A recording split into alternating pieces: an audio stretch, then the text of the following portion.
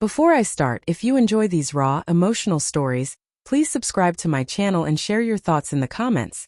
I'd love to hear what you think. I'll never forget the night she snapped.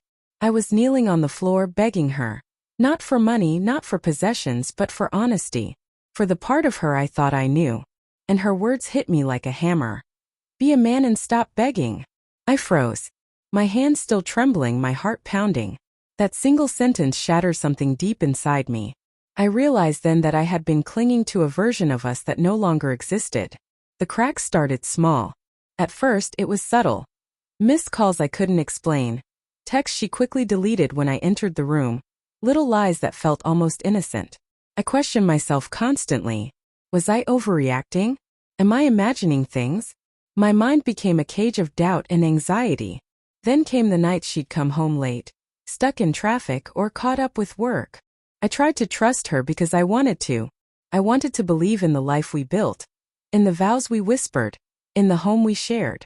But the knots in my stomach grew tighter each time she avoided eye contact or laughed a little too long at a message she hid from me. It wasn't just the absence. It was the tiny betrayals that began to echo in my mind.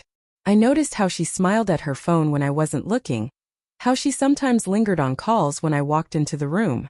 And every time I questioned her, she'd brush it off, claiming I was being paranoid, that I needed to let things go.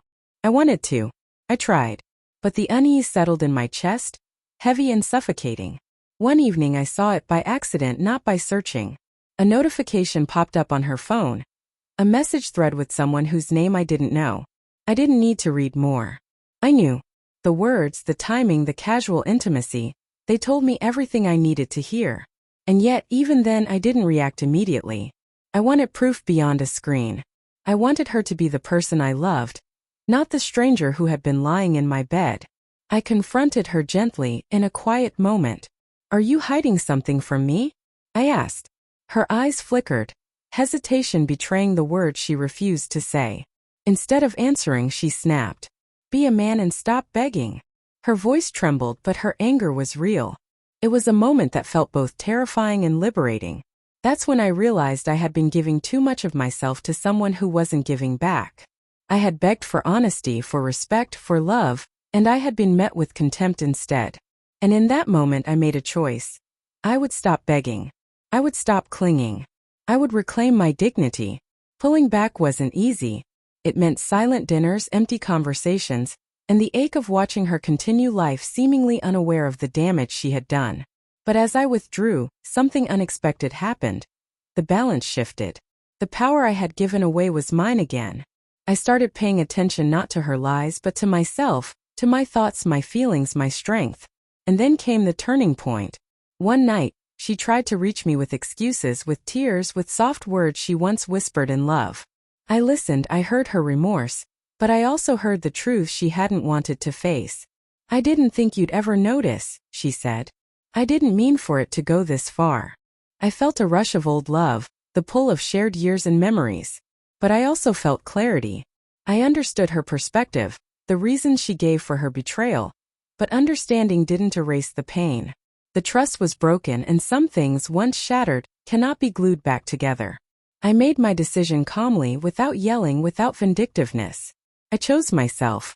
I chose to walk away with my dignity intact, to rebuild my life on my terms, to remember the lessons this heartbreak had taught me. I realized that strength isn't in forcing someone to love you. It's in loving yourself enough to let go when the other person cannot.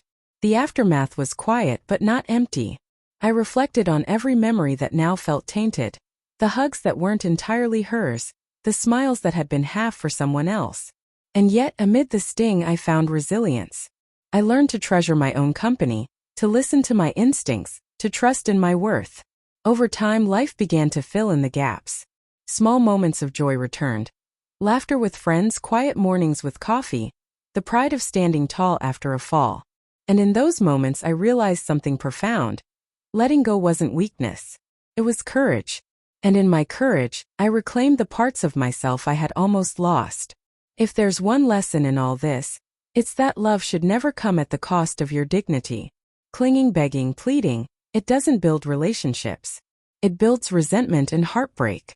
True strength is knowing when to step back, to protect your heart, and to refuse to stay where you're not valued. So now I live quietly, carefully, but fully. I love again, not naively, not blindly, but with the wisdom of someone who has seen the worst and survived. The echoes of betrayal remain, but they no longer define me. I am stronger, clearer, and more aware of my worth.